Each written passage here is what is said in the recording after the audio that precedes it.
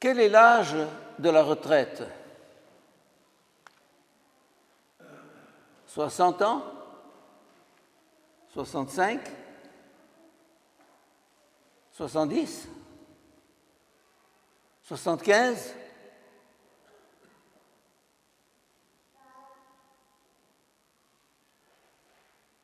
Eh bien, avec le pape qui vient de démissionner, nous découvrons que l'âge de la retraite pour lui a été 85. Et que cet homme a été élu à l'âge de 78 ans.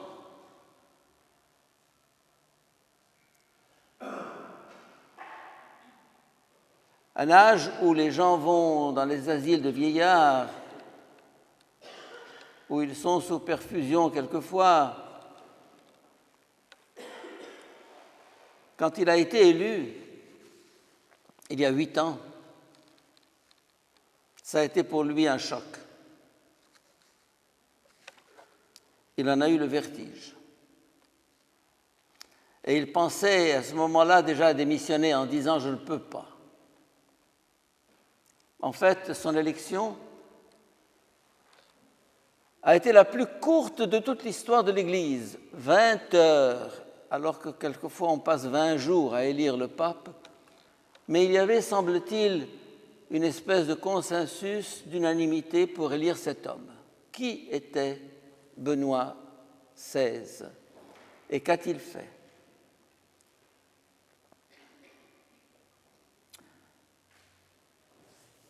Benoît XVI était un théologien, un intellectuel, un homme de livres, de réflexion. Et il a été pendant 25 ans le collaborateur du pape Jean-Paul II pour ce qu'on appelle la congrégation pour la doctrine de la foi, ça veut dire pour surveiller l'enseignement des théologiens, des pasteurs dans l'Église, pour dire attention, vous vous écartez de la bonne doctrine. Parce que c'était un intellectuel, un homme brillant. Et avant Vatican II, bien avant, c'était ce qu'on appelle un progressiste, c'est-à-dire un homme en pointe, révolutionnaire dans sa pensée. Il s'appelait à ce moment-là Ratzinger. J'ai lu de ses livres qui sont extraordinaires, très profonds. Et voilà que cet homme, lorsqu'il enseignait après Vatican II, en 68, vous savez que 68 est une année cruciale, mai 68, vous avez entendu parler de mai 68, lorsque tous les étudiants de toutes les universités du monde ont fait la révolution. Ont jeté par-dessus bord les principes, les lois, les interdits. Il est interdit d'interdire, et cet homme qui enseignait à l'université de Tübingen s'est fait chahuter par ses étudiants qui lui ont lancé des tomates, si j'ai bonne mémoire. Bref, il a été écrasé en se disant « qu'est-ce qui se passe ?»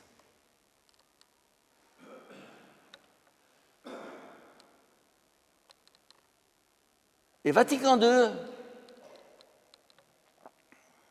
qui a précédé de 3 ans, de quelques années, mai 68, est entré dans ce courant de libération, de liberté, d'ouverture.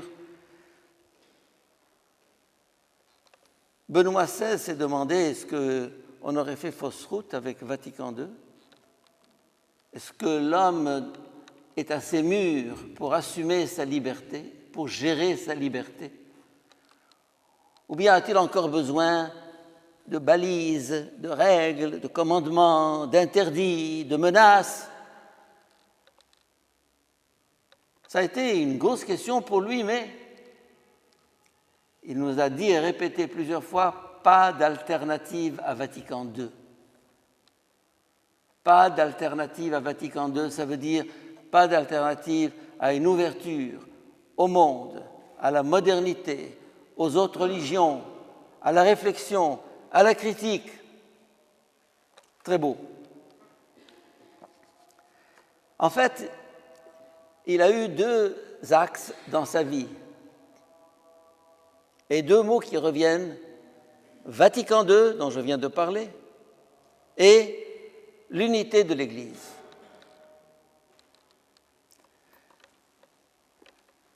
L'unité de l'Église, mais pas à n'importe quel prix, une unité qui ne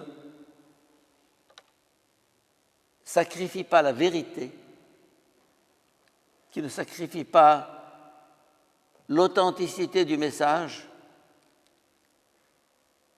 Et c'est pourquoi il s'est ouvert, autant qu'on pouvait s'ouvrir, à deux événements, ce qu'on appelle la rencontre d'Assise. La rencontre d'Assise a été un mouvement révolutionnaire de Jean-Paul II, où il a réuni les chefs des autres religions à Assise en Italie, et où il s'est mis à égalité avec eux dans un cercle. Il n'avait pas un trône, au contraire, il était l'un parmi les autres, avec le Dalai Lama, avec le cheikh de Lazare, avec le grand rabbin de Jérusalem, avec les autres confessions, les hindouistes, les bouddhistes, etc. Extraordinaire. Ça, c'était dans la foulée de Vatican II. Vatican II, un de ses thèmes majeurs était le dialogue, l'ouverture aux autres religions, aux autres pensées. Et Ratzinger est entré dans le jeu. Bien qu'il fût de tendance quelquefois un peu conservatrice, traditionnaliste, il a joué le jeu.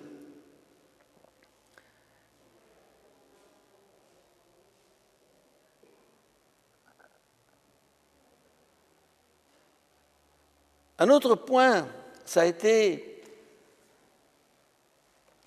son travail pour l'union des églises. Il n'a pas peut-être été aussi loin que son prédécesseur Jean-Paul II, mais il a quand même fait des rapprochements avec l'Église orthodoxe, avec les anglicans, avec les protestants. Il y a des pas qui se sont faits. Avec l'islam, ça a été plus difficile. Vous connaissez tous son fameux discours de Ratisbonne, qui est la ville qu'on appelle en allemand Regensburg, en 2006.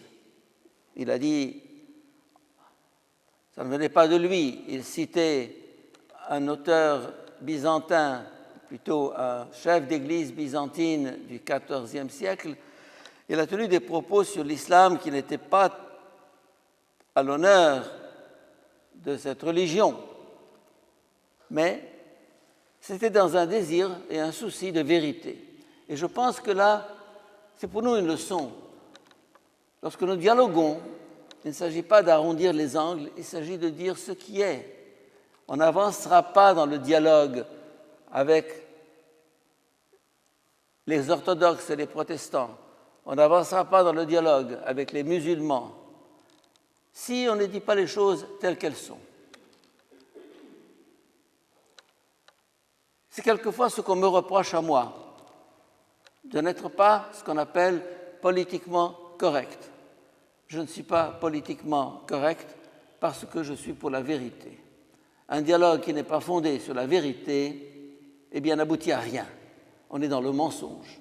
Et actuellement, c'est un peu ce qui se passe en Occident. On a peur de dire la vérité. Et on s'embourbe et on s'enfonce et on entre dans des contradictions incroyables parce qu'on a peur de choquer l'autre, de le froisser. Mais non, ce qui est, ce qui est blanc est blanc, ce qui est noir est noir. Et cette vérité a été un des leitmotifs du pape Benoît XVI. Une de ses grandes encycliques, ça a été Splendor Veritatis, la splendeur de la vérité. Une des qualités majeures de Benoît XVI a été la droiture. Un homme droit, intègre, sincère, honnête. On ne joue pas avec la vérité. Et pour lui, la vérité n'était pas simplement une vérité monolithique qu'on vous impose, figée dans des dogmes éternels. Non, c'était une vérité multiple, multiforme, panachée. Un de ces textes que je lisais volontiers, c'est celui-ci.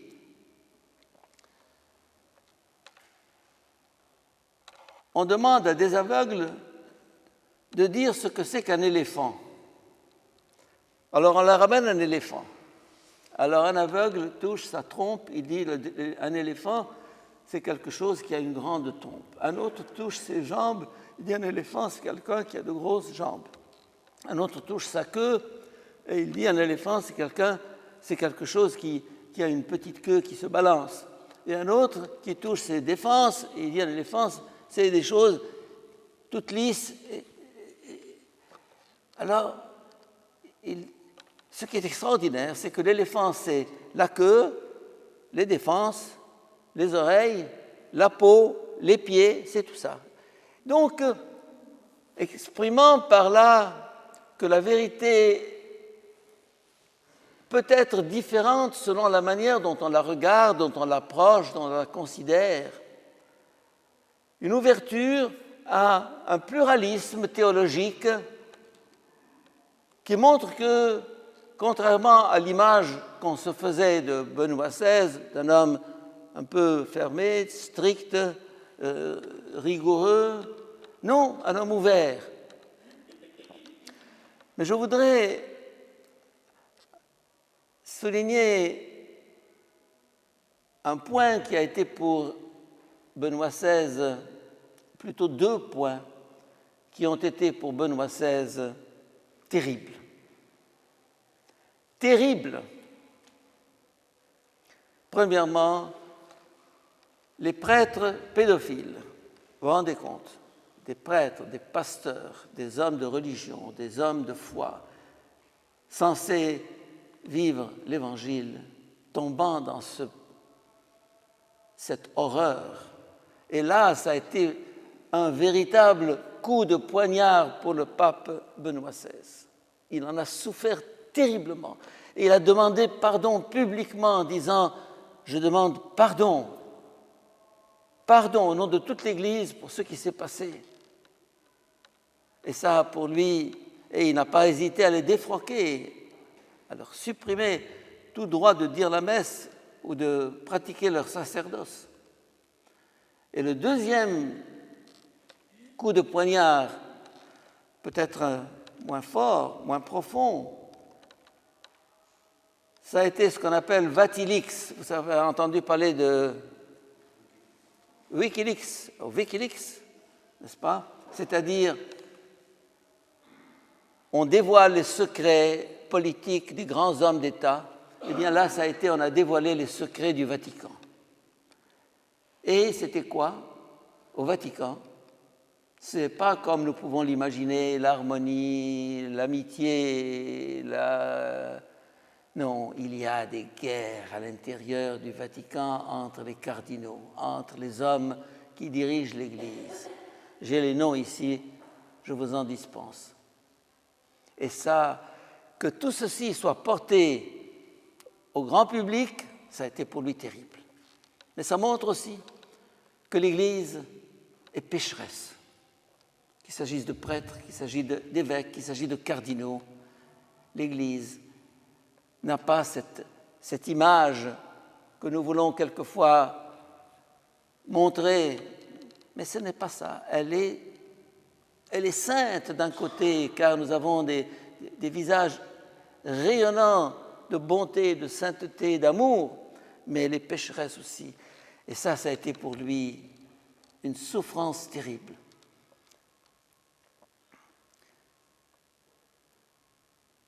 Mais j'en viens aussi à deux autres points.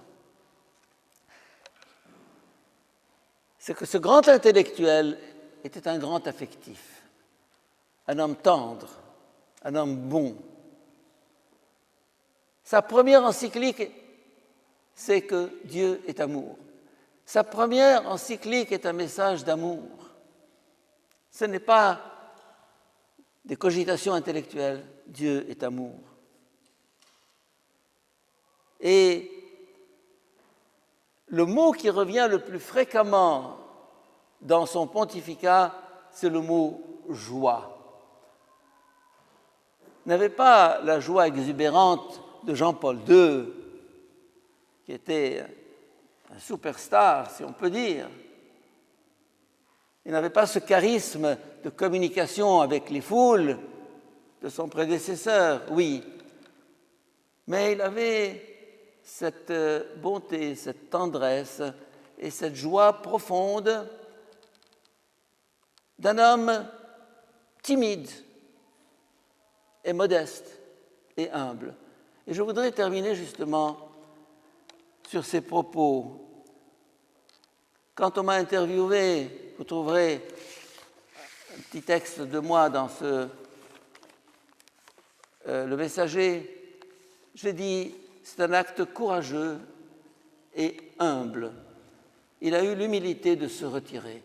Quand on ne peut pas porter une charge, il ne faut pas s'obstiner absolument à rester, à s'accrocher à son siège, un peu comme a fait notre patriarche copte catholique, Antonios Naguib, qui lui aussi, sentant que sa santé ne lui permettait pas de continuer, il s'est retiré. Ce n'est pas un mal,